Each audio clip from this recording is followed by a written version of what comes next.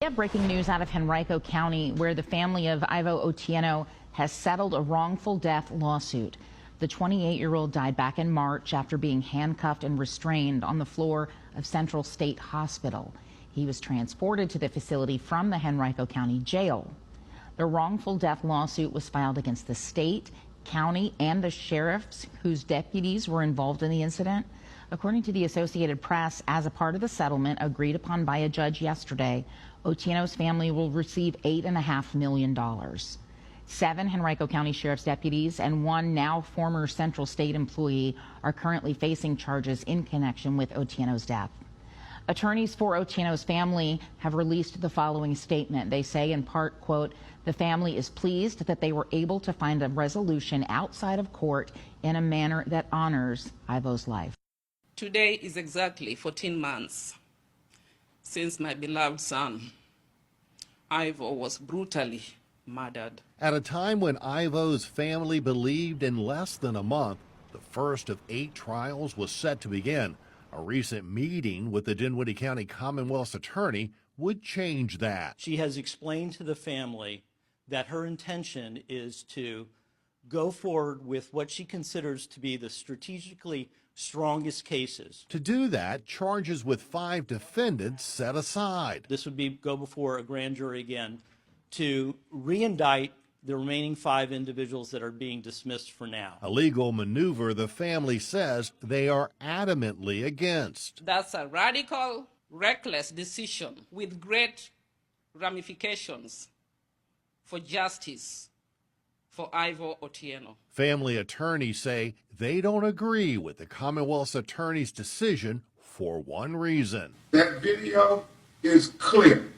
It's crystal clear. Former Commonwealth's attorney Ann Baskerville described in court last March. Died of asphyxiation by smothering. The video evidence, she said, showed IRVO being struck multiple times while in a Henrico County jail cell. Then a short time later, a 12-minute video at Central State Hospital where, handcuffed and shackled, IRVO was held down. They piled on, they stayed on my son. And the official manner of his death was homicide. While the family says the current Commonwealth's attorney says the charges will be brought back against the 5, it delays the first trial by several months. We should not have to wait for justice. And concerns the family says those 5 defendants possibly may never be tried and held accountable. I'm very disappointed with the direction the Dinwiddie Commonwealth attorney man has taken. IRVO's mom also cried out Monday morning. Where are you? The tears not just for her son. Where are you? The Department of Justice. Where are you? It is time. It is time for you to bring your boots to Richmond and stand for IRVO and get justice for my son. IRVO was somebody who was loved in the community. The community spoke well of him. As a family, we miss him. We really do. I miss my brother. IRVO Otieno is a name this family hopes Virginians and beyond will never forget, especially now following recently passed legislation to reform policies during mental health crises in honor of the 28-year-old Henrico man who was killed last March at his state mental hospital. In grief, IRVO's given us a new trajectory. He's given us a reason and a purpose. Otieno's family says they were stopped from seeing him during his last time in the hospital, which is why they pushed for IRVO's law, which will require officials to allow a family member to be present, if desired, during a mental health crisis. It's going to serve and save lives. Yes. But it will be a foundation that we can incrementally build upon. Well, 1 year later, the tough moments that took Otieno's life have now prompted the change they've been pushing for. The family feels it is equally important to create space to remember who he was, and not just his final moments in crisis. We cannot celebrate IRVO alone. That is why we are gathered here today, to reflect on his life, tell stories about him, reminisce, and just be together. Share a meal together, listen to his music, and eventually, dance to his music. while Saturday was spent celebrating his life and newly created legacy. The family says this is just the beginning of what is to come. We really have to do more to protect the mentally ill. We have to stand up against police brutality. Just getting started. In Richmond, Maggie Marshall, CBS 6 News.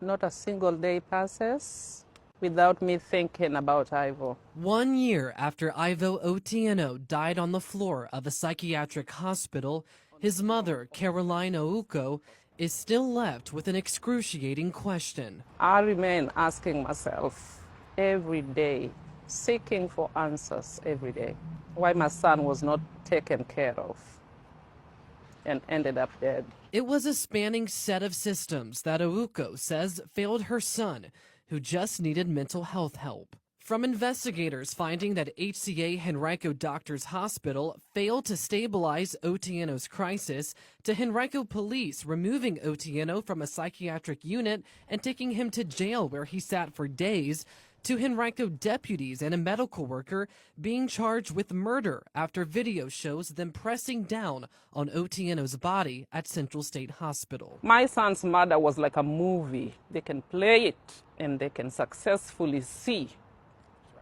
how everything happened.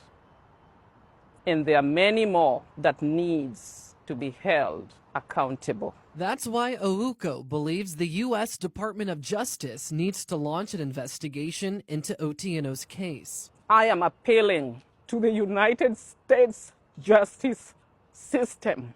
I'm appealing, please. I'm appealing. If you need to step in, if there was a time in a case where you'd step in to check what happened to my son, this is the time. And on this anniversary, his family and friends don't want the public to just be reminded of how he died, but how he touched others when he was alive. Brother Bo was very passionate about making sure people were treated right. Alan Charles Chipman, who helped produce songs with Otieno, hopes his art will live on. He wanted to impact the world in his own way, and he wanted to make music. IRVO was kind. IRVO was gracious. IRVO was empathetic. It's those memories that push his loved ones to continue fighting for justice and change. If we couldn't save IRVO, let us make sure that this never happens to anyone else.